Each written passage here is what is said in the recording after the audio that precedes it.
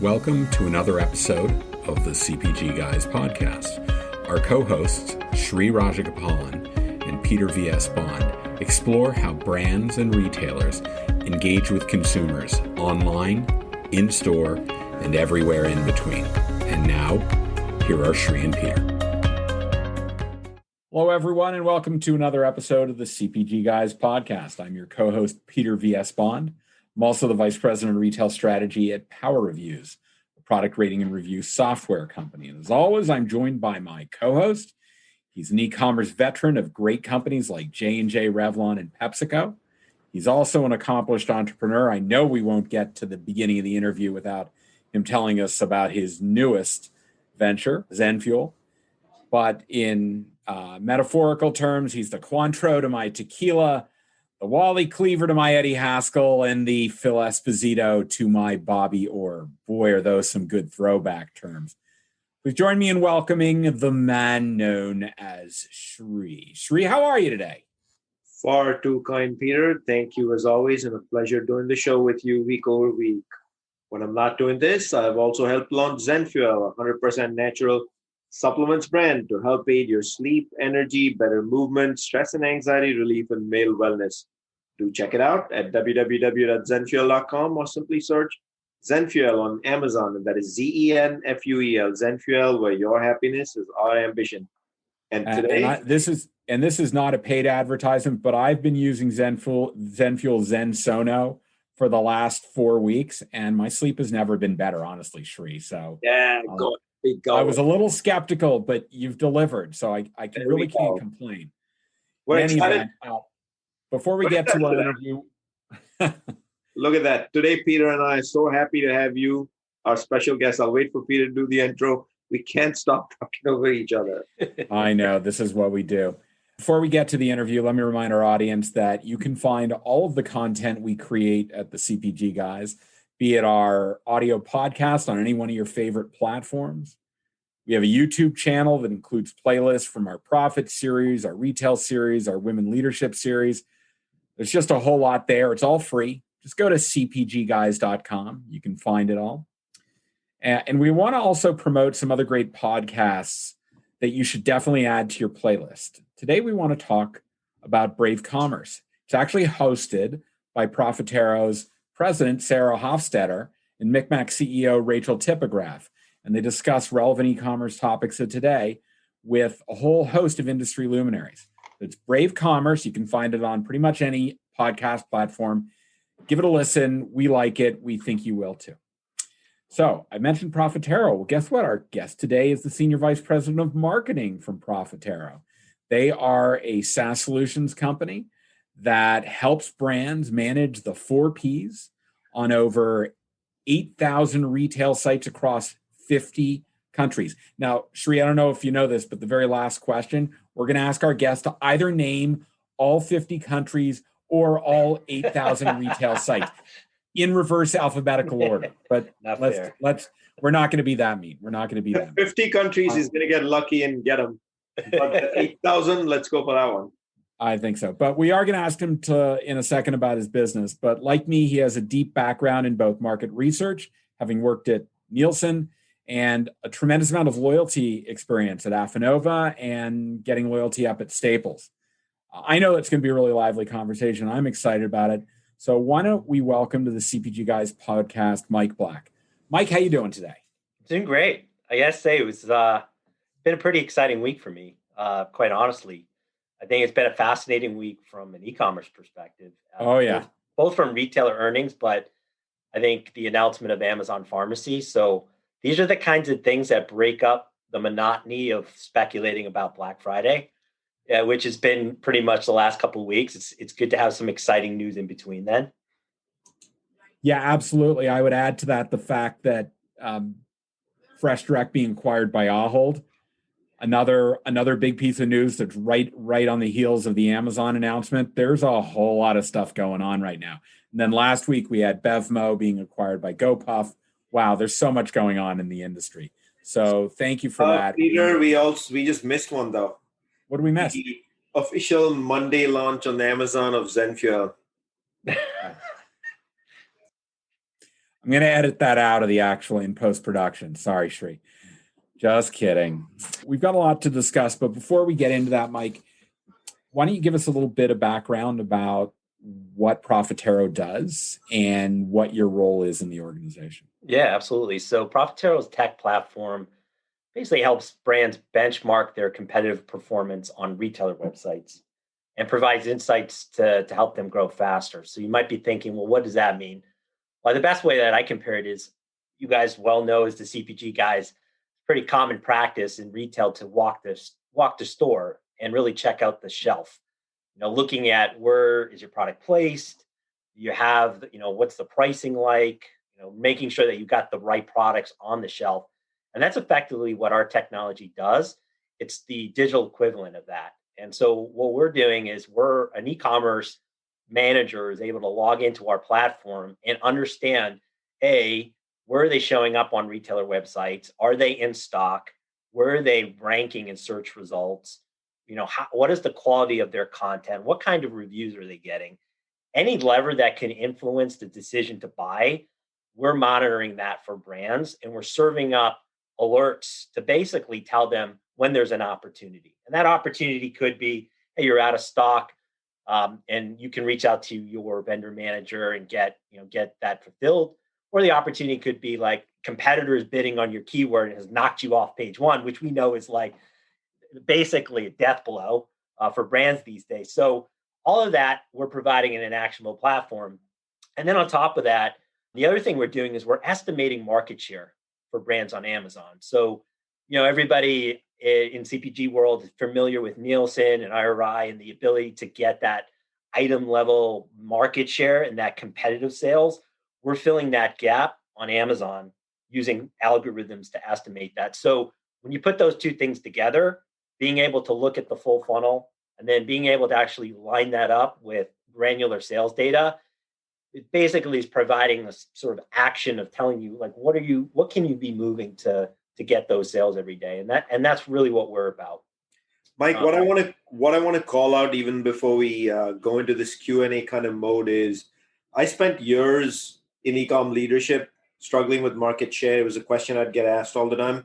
I was fortunate in the sense I was on the earlier side of e-com, but market share is par for the course today. I know Profitero is not the only company that does that, but I want to make sure our audience heard that very carefully. If you're looking for market share on Amazon, which every brand is looking for in the last since the pandemic started, it's one of the single most important metrics that exists in CPG land. Profitero's got it for you. Yeah, and I think the other part of it is it's really like also just being able to look at the category growth trends, which is the other area. And what I see more and more is this need to make, place bets and size the prize and understand what does next year look like from a forecasting perspective, and having that data to come into your conversation with the CEO and say, hey, we need to increase our budget. Here's a competitor that's moving up the ranks. That's what we're arming more and more, is having that conversation that you would not be used to doing with Nielsen data and bringing that together. In terms of my role at Profitero, I think my job is like your jobs, champion the need for e-commerce discipline. And I think particularly analytics. I think coming from Nielsen, I'm very passionate about analytics. I saw the opportunity in e-commerce to apply similar thinking. And I truly believe that data-driven decision-making is the best decision-making, particularly when you can do it in an agile basis. You can do it in rapid fire. And that's really what I feel like my job is for the industry, is to help champion that. Secondarily, obviously, it's about leading, champion Profitero. But I think even before there's such a learning curve for the industry to understand that and operationalize it, like actually put it in the right parts of the business. And I think we're still on a path of learning curve of getting there. But I've seen huge improvement just in 3 years. People starting to get more familiar with how does this data relate to what I'm used to in brick and mortar, and how can I actually use it? Thanks, Mike. That's great. And we'll ask at the end, but before people get started on this, so that they may want to Google and follow along looking at some content that Profitero has, what's your URL so people can find your business? Yep, it's www.profitero.com. Perfect. Let's get into the questions. Sri and I and you, we all came from the physical shelf world where we talked about brand blocking and displays and circulars and points of inspiration on the floor. Digital shelf's kind of different. And brands, I think, need to focus on it. What do you think that brands really need to be focusing on to be successful on the digital shelf? Yeah, well, I think it's really full funnel type activities. So when the term digital shelf can mean a lot of different things to people, but the way that I think about it, the way we think about it is really the equivalent to all those levers that you would be used to monitoring in a physical store. So certainly you have the core is the product itself, the package, the content, and that's going to be huge. But even before then, when you think about a consumer walking down an aisle, you have the position of that product on the shelf, you have the pricing, you have a lot of these other, in some cases, you might even have like an end cap. You have all these things that are effectively trying to pull the shopper in and then convincing them to buy. And they all affect each other. And that's essentially the way that we think about the digital shelf from our perspective is how do all those levers fit together? And what I think has been the learning of this year, if you just look at the pandemic, one of I think the biggest struggle the industry had was just fundamentally supply.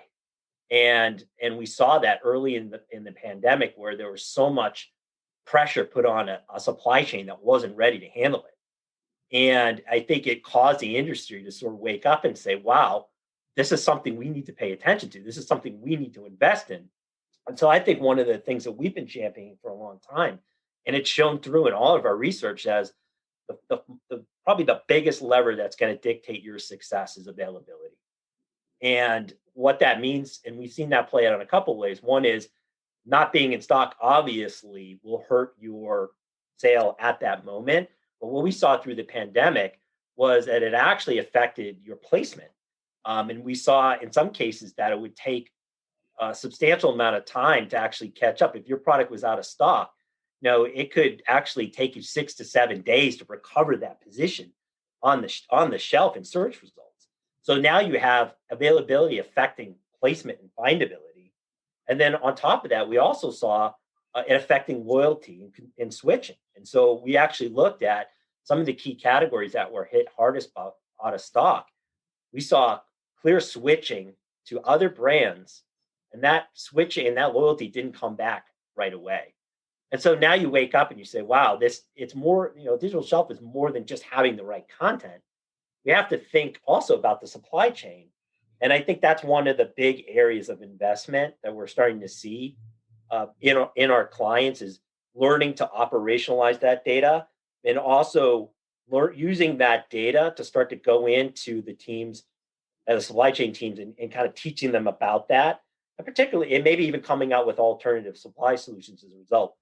So I feel like that's been one of the big areas of opportunity at number one. And number two has been search. I think the other thing we learned about the pandemic is it opened suddenly, it wasn't just about winning Amazon. We had all these shoppers now basically shopping anywhere they could find anything. And now I think about my pantry. When we stock up for food, we're probably shopping 5 or 6 different retailers to get what we need. And even in our house supplies as well. So what that means is now the stakes are really high to be visible everywhere. You just don't know when the consumer is going to want to shop. And so I think the world also opened up the idea of being visible everywhere and starting to be very disciplined about taking the steps to win that position, whether that's optimizing content with SEO or investing in advertising, even beyond Amazon. We're starting to see huge swing of advertising to places like Instacart. And so those were the two things that I think were just huge wake-ups for the industry and also some of the biggest levers that you could be pulling to drive sales. You talk of wake-ups, you talk of the digital shelf, you talk of several levers, and you talk about search. So that's what the flywheel is, I gather. That said, if that's the flywheel, and then you also mention if brands aren't executing that very well, they're going to lose their placement online on the digital shelf. It's very hard to earn back, unlike writing a check in the brick and mortar world. So surely every large brand of scale must be doing this just awesome. And so who's doing this right? And do you find everybody doing this awesome? And what's your advice to them? Is this just like par for the course, like gravy at this stage?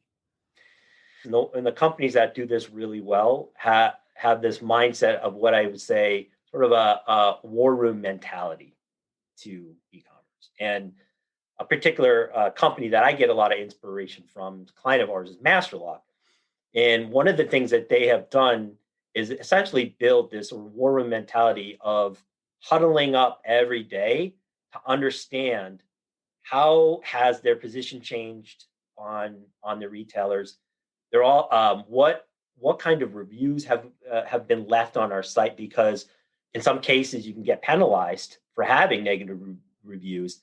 And so what they're doing every day is looking to see the signals and basically have found a way to operationalize that and feed that data into parts of the business that can act on it. And one of my favorite examples was that Masterlock, Stacy Hanks, who's the head of e-commerce here, told me is, if you think about Q4, there's a lot of volatility and promotional activity. And what that does is makes it really hard to forecast inventory. And one of the things that they've done is actually started to use traffic data as an early indicator. So if they're running a promotion and they suddenly see, wow, this product is getting a lot of looks more than ever, they can say, well, I can expect that we're going to get a run on inventory. And they're now alerting their factories to start ramping production. And that's the kind of mentality you have to be structured to operationalize that. You have to be able to have that mentality of always on. And I think that is what I'll call one mode and persona of how you use data really well in that agile environment. Mike, I think probably what all of Profitero's clients have in common is that they want to derive ROI out of their investment in your platform and ROI out of their business selling through all of these different e-commerce sites. You have a lot of data. What do you think are probably the 2 or 3 biggest levers that can be pulled to drive ROI improvement for your brand clients? Yeah, so we know from client data that management of the digital shelf, it makes a difference. What we've seen is companies that adopt disciplined digital shelf management using data like ours are able to grow 70% faster than their competitors.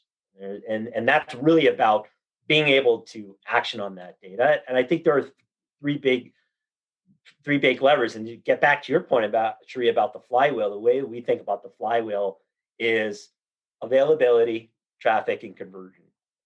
And the very first and foremost, the biggest lever is making sure that your products are in stock and improving.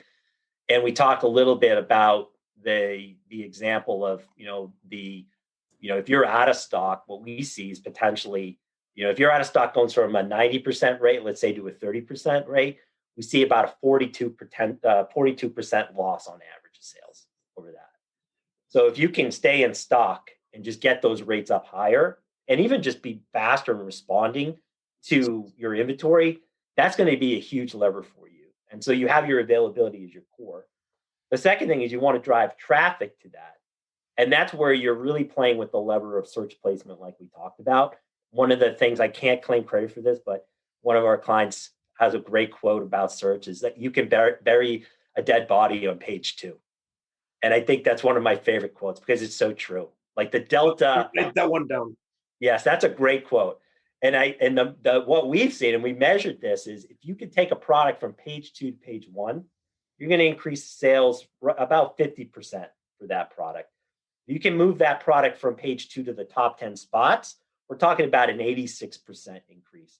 So when you think about that, a lot of your game there is, let me identify, looking across Amazon, Walmart, Instacart, where I am, let me identify all those products sitting on page 2. Those are my candidates. Right? If I can find a way to move them over, whether that's through paid or organic, I know with pretty good predictability, I'm going to see a sales lift from that. And so that is the next lever. Of course, the product has to be in stock for you to get there, but that is the big lever. And that's where we're seeing much more of also a discipline in building organic search as a result of that, and so that's a second lever. And then the last is conversion. And conversion there's multiple factors. Pricing plays obviously in conversion, but content does as well. And one of the other low-hanging fruits that you can do as a brand is do a deep audit of your content, understand which of your product pages are missing images, missing video. And what we've seen that if you can get more images to a product page, you can increase the conversion rate by 90%. So, if you do each of those things on, let's say, your top priority SKUs, your 80%, the SKUs giving you 80% of your sales, that gives you a runway for, that first evolution. Do the basics, get the foundations in place, and then you can start to look at those other items. You can go beyond that. Those are the three things I think are just like what I see as the fundamental ramp to getting to that level of now we're doing better than our competitors. And everything on top of that is just going to keep accelerating that flywheel.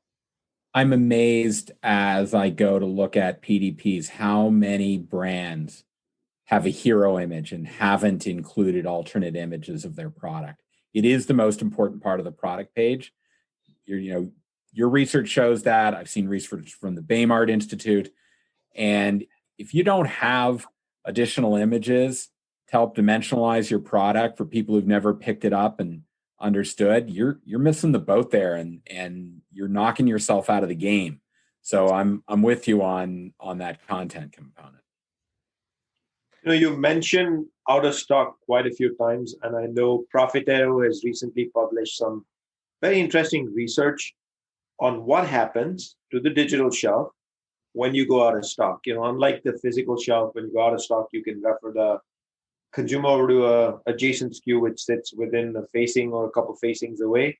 Here, each SKU earns its respect, authority, and placement on its own.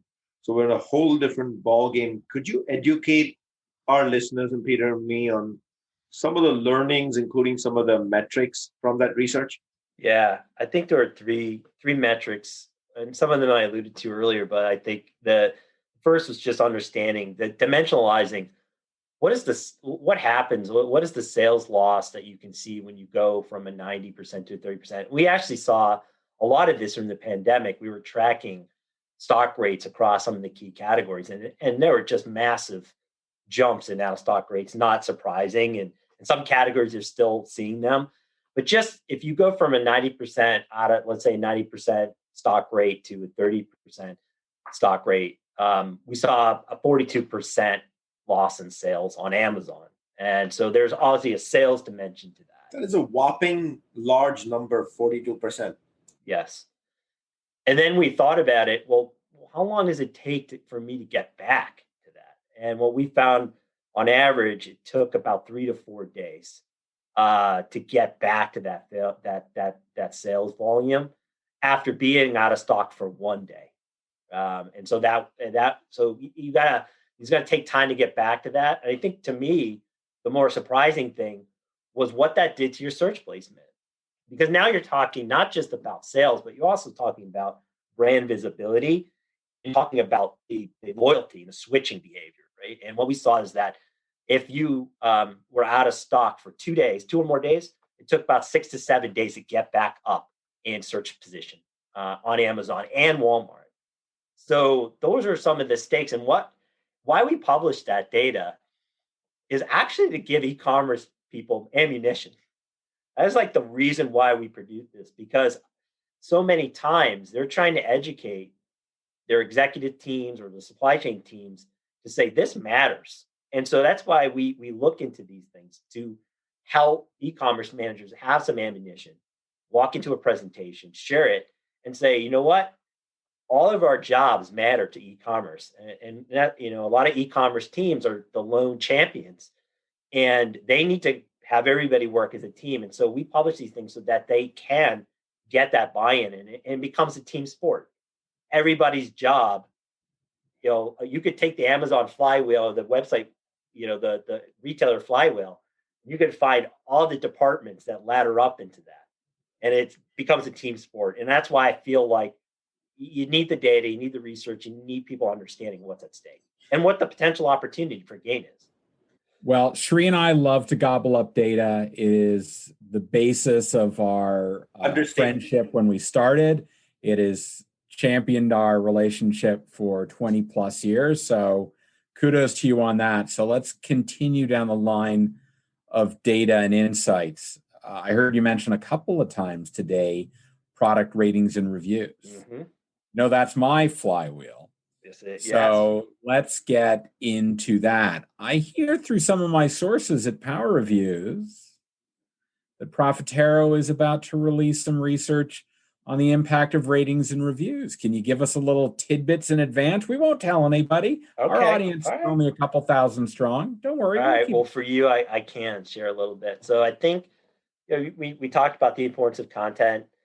We have a framework that we use, and our president Sarah came up with it. She calls it the DIVA framework, and the DIVA framework is similar to the flywheel, where it's really about being discoverable, it's about being informative, it's about being valued, and then agile. And that's supposed to represent how you can be successful in e-commerce. So, when you think about informative and value, that really a lot of that comes from ratings and reviews. Reviews can be very informative as a buyer, as you well know, and it also speaks to value and confidence. And so that's why it's such an important lever in this mix of all these things that affect the flywheels. Mike, could you do our audience a favor and just repeat those four again? So we've got DIVA, which is DIVA. If you could just repeat each one. Yeah. Discoverable, search, availability, being present, informative, convincing the shopper to buy, the content, the reviews. Valued is also I think an overly part is really innovation. At the end of the day, you can optimize all these levers, but you still have to rip a really good product. And then Agile is really about how you as an organization, all that's about what you're offering on the shelf. Agile is about your ability to action and be an Agile organization, Agile data. And that's our framework for success on that. So reviews, so on that, so what we looked at is we had done a study a few years ago where we were looking at just the sales impact of adding reviews, and it confirmed a little bit of what we saw before. Going from 0 reviews to any review at all, it's going to increase your sales about 204%. So the lesson there is you got to look at your products that have no reviews, limited reviews, got to get them up.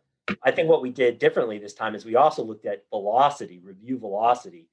And what we mean by that is just how quickly you're adding new reviews. And what we saw this time around is that increasing new reviews. So if your rate of adding new reviews a month is 1 to 5%, let's say you're growing your reviews by 1 to 5%, if you can grow that to 5 to 10% a month, you can grow your sales by 46%. So increasing the freshness, the velocity of new reviews is really a lever that you want to play. Not just, you want to tackle the low-hanging fruit, no products without reviews, but as just a building perspective, you want to keep that velocity, that freshness matters. And the other thing we saw is it increases search rank, improves search rank. So on average, if you can increase your rate of adding reviews from 1 to 5% to 5 to 10%, we're seeing a 23% increase in your search rank on Amazon and a 30% increase on Walmart. So just like the other levers, you're able to increase your sales, but you're getting that search rank up as well, and you're making your brand more visible as a result of the algorithms. Let all brands be forewarned.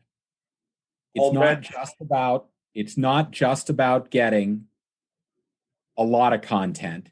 It's about continually increasing the content that you have. Freshness, recency is important, particularly among younger shoppers. Gen Z, our data shows, they tend to discount reviews that are older than 60 days. So if you've got a plan to ensure that you've got content coming in on a regular basis, that's going to benefit you in terms of your performance. You're absolutely right around search. Increasingly, there are a lot of retail sites that deliver search results based on an algorithm, obviously, of the words that you use. They also have placement for advertising, but sales rate, average star rating and review count increasingly play a role in search results on listing pages. So making sure that you have all of those covered are going to improve your business. So thank you for that, Mike. I really appreciate it. So, Mike, I'm going to jump to a different definition of value, and this time it has to do with pricing. The word race to the bottom is familiar with e-commerce and goes hand in hand. And you guys have recently had the guts to publish a study on retail pricing. Share more, please. Yeah, pricing is it's a tough topic because race to the bottom is a dynamic I think everybody's trying to figure out how to control. What we've been doing for several years is we put out a study called Price Wars, where we try to capture what this dimension is, this dynamic is in the market, and it really is a price war. And what's interesting about this study that we do is we look at about 14 different retailers, online retailers in the U.S., and we compare their pricing, their everyday pricing on exactly the same products across 21 different consumer categories. And we study and we look at, all right, who is the leader? Who's following? What does that dynamic look like? And I think, not surprisingly, if you guys had to guess, who's the lowest price? I'll give you one guess. Who do you think is the lowest price? Shri, do you know? The Dollar Channel. Well, it's Amazon. They're. How would I know? So Amazon's the lowest price, and I think what we saw this year is really interesting. It's like Walmart's not far behind. There's just a tight pricing race between those two. But what really stood out to me this year was not every retailer is trying to compete on price. The one thing that comes to mind, Mike, when Amazon has notoriously earned a reputation as the lowest price on the room.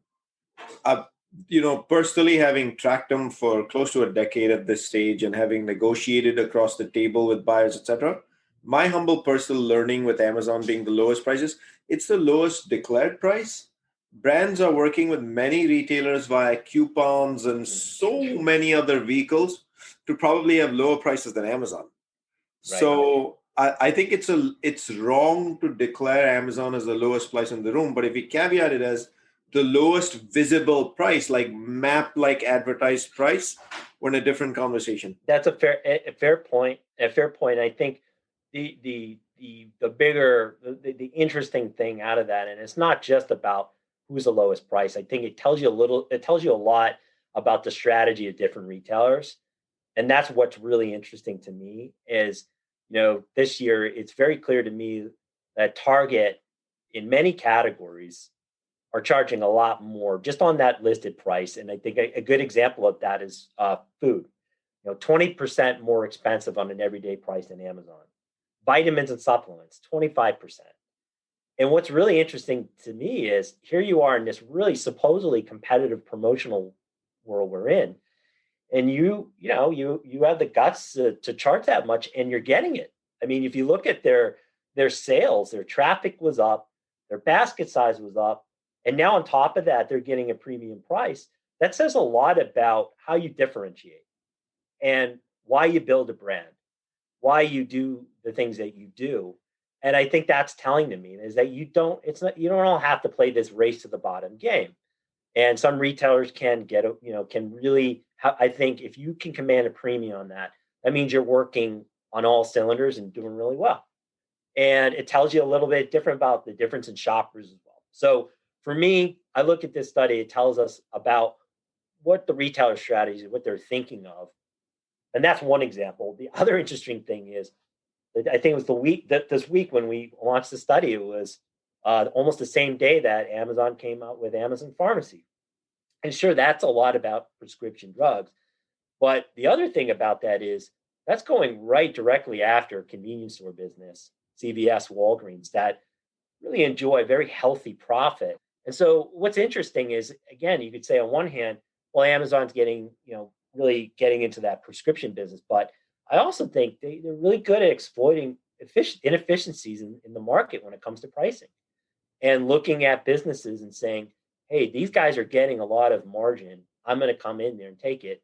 I think that's the other aspect is a lot of, some retailers, if you can differentiate, like Target, you're gonna be fine.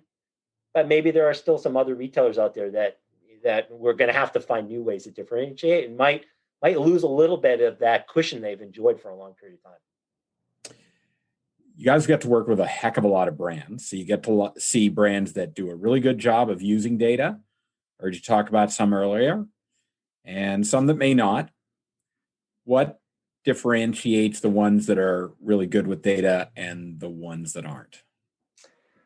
Yeah, I think I would say there's two mentalities. I talked a little bit about the war room thinking. I think being able to look at data on a daily basis and be able to operationalize that. When the example I gave, which is from Masterlock, is one, but I think the other is, and it's a little cliche, but test and learn mentality.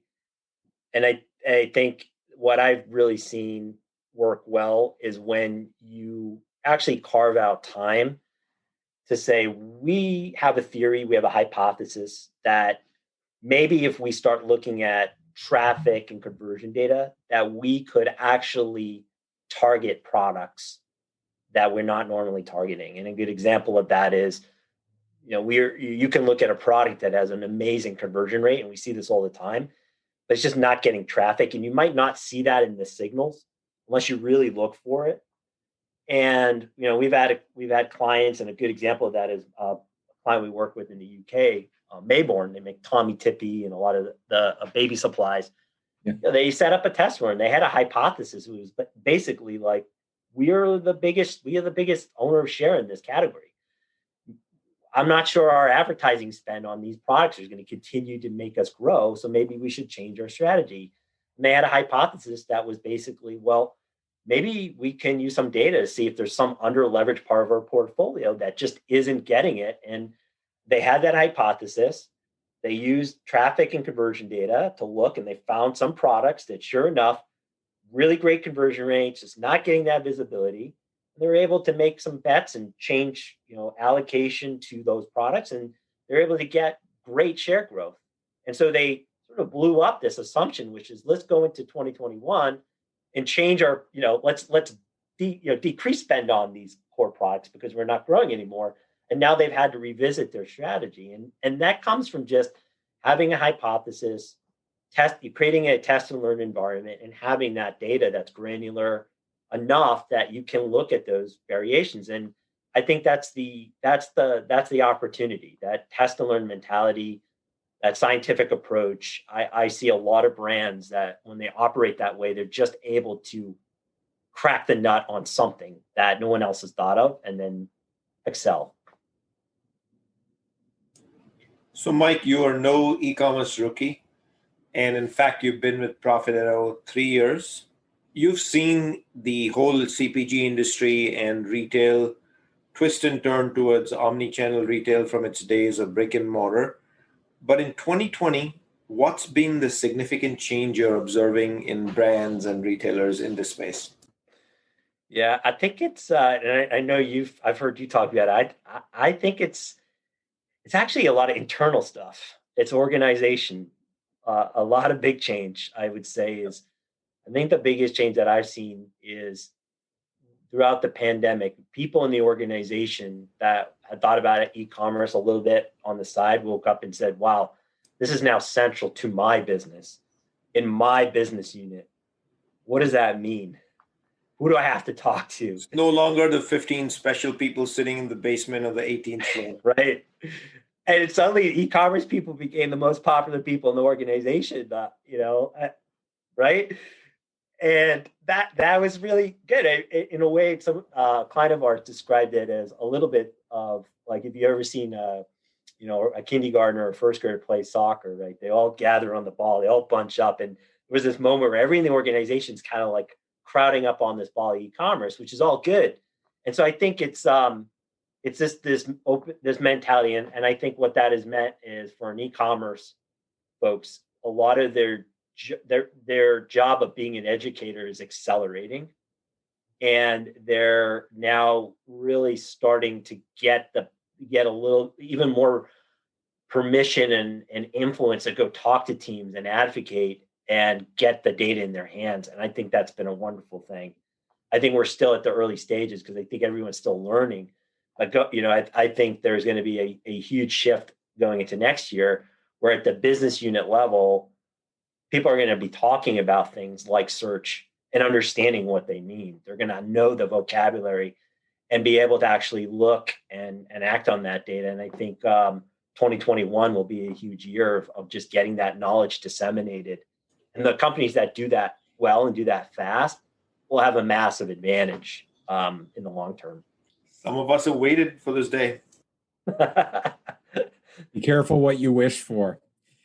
Let me ask the final question of our conversation here, Mike. This has flown very quickly, and that's probably a testament to the fact that it's both interesting and highly relevant to what's going on. But let's look into 2021.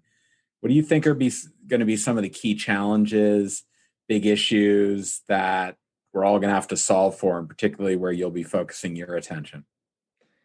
Yeah, I think the biggest issue, when I've heard you guys talk about it too, is I think profitability is still going to be a major issue.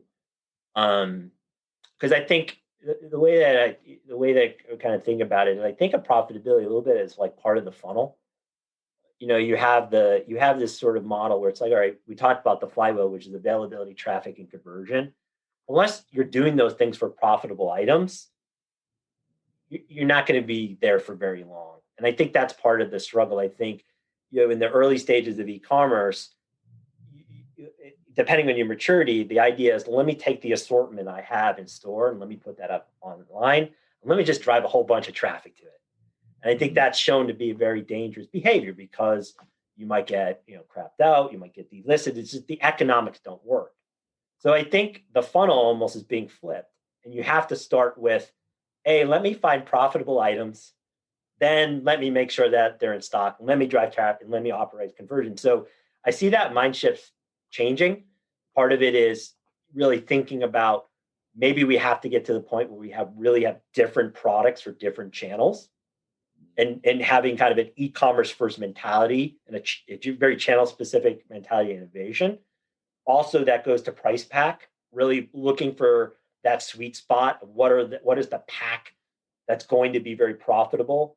And I think that's going to be kind of a continuation. And that's why e-commerce, again, it isn't just one thing. It isn't just marketing. It isn't just sales. It is a total organizational game.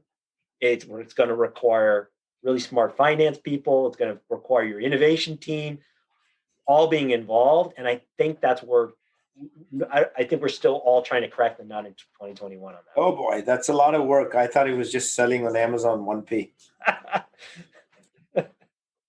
Well, I know I've heard you guys talk about profitability. I think I have heard you, Sri, talk about that, I think, on multiple episodes. Yeah. So I know it's important it could take 3 to 4 podcasts to break it down. I vaguely remember doing a series on profitability. Yeah, the issue is, largely a supply chain and an assortment that has been created for the purpose of brick and mortar has been force-fitted into e-com. It's obviously not designed for it. Perfection and profitability. Yeah. Let me remind our audience that all of our content can be found at cpgguys.com. One of the things we'd love you to do is go there, go to the third option down, click on our LinkedIn page link, and follow us on LinkedIn. That's where we publish a good deal of our content, not just what we're publishing, but other articles, other pieces of information that you'll find very useful. You can listen to our podcast from cpgguys.com. All of that is great. And if you would, we'd really appreciate your feedback. The best way to get us feedback is go to the Apple platform, tinyurl.com/Apple CPG podcast. Scroll down to the section where you see the big stars. Maybe click on the one all the way on the right. And then write a review, because we do read everything that's written, and it does help guide the direction of the people that we invite on, like Mike, and the topics that we discuss. So, Mike, really appreciate you joining us today. I can't wait to get my hands on the rating and review research. I'd be picking your pockets right now if I were there. we're really grateful for you to come to talk to us about how the 4 Ps come to life on the digital shelf and how Profitero provides solutions to help brands excel at that. Can you remind our listeners, if they want to learn more about Profitero, where they go? Yes, www.profitero.com. That's great. And thank you again, Mike, for joining us. We really do appreciate it. Mike, thank you very much for joining us today. And you're always welcome back on the show to discuss value, pricing, and profitability. Thank you. And as always, I'll thank my co-host, Shri. Shri, thank you for joining me. Love doing this. And this was right up our alley. A great conversation today. Thank you, Peter. To our audience, thank you for joining us. And we look forward to you joining us on the next episode of the CPG Guys podcast. Goodbye.